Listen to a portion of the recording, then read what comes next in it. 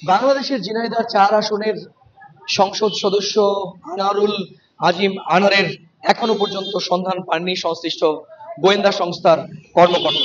কলকাতা পুলিশের দুজন শীর্ষস্থানীয় গোয়েন্দা কর্মকর্তা ইতিমধ্যেই কলকাতাস্থ বাংলাদেশ উপদূতাবাসের সংশ্লিষ্ট কয়েকজন কর্মকর্তার সঙ্গে কথা বলেছেন। এমপির যে মোবাইল নাম্বারটি ভারতীয় মোবাইল এবং বাংলাদেশের যে মোবাইল সিম, সেই সিমটি এখন ইনঅ্যাক্টিভ বলে শো করছে এবং গোটা বিষয়টি একটি মিস্টেরিয়াস হিসেবে দেখছেন কলকাতার বাংলাদেশ উপদূতাবাসের সংশ্লিষ্ট আধিকারিকরা। ভারতে জাতীয় নির্বাচন চলছে, এই নিয়ে ভারতীয় কর্তৃপক্ষের এক ধরনের ব্যস্ততা আছে। তার মধ্যেও তারা বিশেষ গুরুত্ব দিয়ে সবসময় আমাদের সাথে এই বিষয়ে যোগাযোগ রেখেছেন। একই সঙ্গে দিল্লিতে যে বাংলাদেশ হাই কমিশন বা দূতাবাস আছে, সেখানেও কিন্তু একজন নির্দিষ্ট ওখানকার একজন শীর্ষস্থানীয় কর্মকর্তাকে বাংলাদেশের এই সাংসদের যে এখনো পর্যন্ত তার কোথায় গেছেন তার ব্যাপারে সন্ধান পাওয়ার জন্য কিন্তু ভারতের পররাষ্ট্র মন্ত্রণালয়ের সঙ্গে সার্বক্ষণিক যোগাযোগ রাখার নির্দেশনা দেওয়া হয়েছে।